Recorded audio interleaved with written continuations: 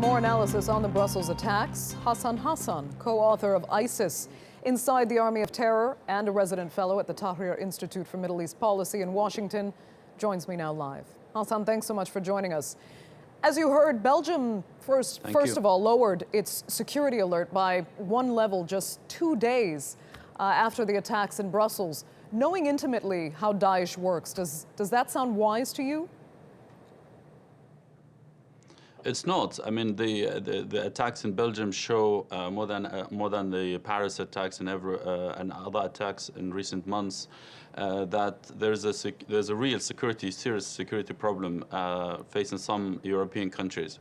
I think there are structural problems. There are problems related to the way police behave, as in like they are not, sometimes they're not aggressive enough. They're not dealing with the enormity of the situation. Really, they fail to act on intelligence. We know that Turkish authorities sent them information about this particular jihadist who went to Syria, and he was on his way to Syria, and he was caught in Gaziantep, and when he was deported from Turkey, they let him go. He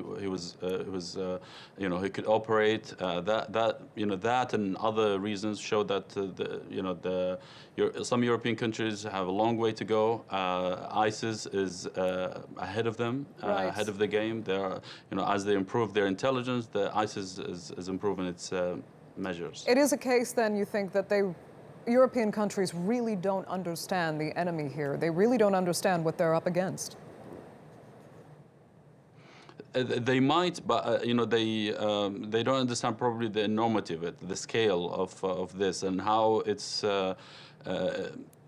evolving, that's changing. Remember, ISIS was born as a caliphate, if you like, only 2 years ago. And it was born as the Islamic State in Iraq and Syria, as an expanded out of Iraq only 3 years ago.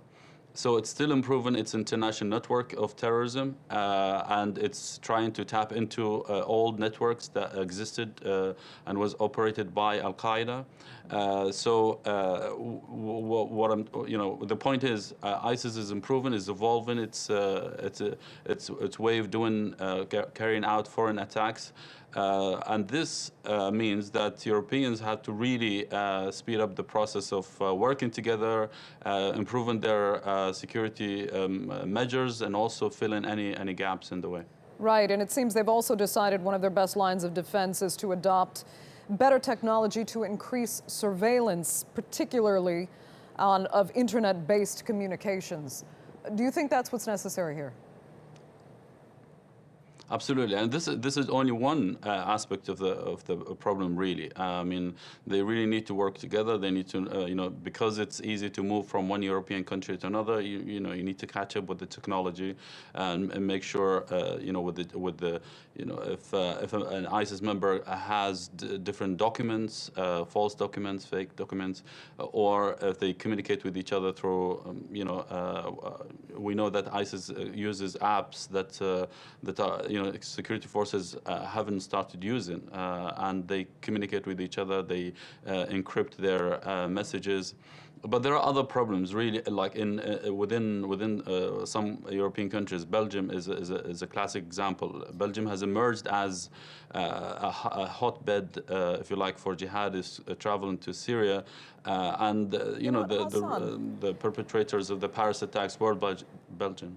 Yeah, and I'd like to ask you, because this just actually this is breaking right now, that the United States has just disclosed that the two brothers suspected in these Brussels attacks were also on U.S. terrorism watch lists. So not only had Turkey given some warning, but the United States had them on a watch list as well. I hate to use the term, but how far behind is Europe then as far as security is concerned? They're way behind. I mean, look, the country in between United States and Europe in terms of preparedness for such attacks is the UK. United Kingdom has been trying to improve and change the way it does things. in recent months, in recent years, since ISIS, since the recent rise of ISIS, and they are still catching up. They're still, they've done well so far, and the Europeans are way behind. They need to deal with, they need to effectively communicate with each other. That's the most important, most pressing issue that they're facing.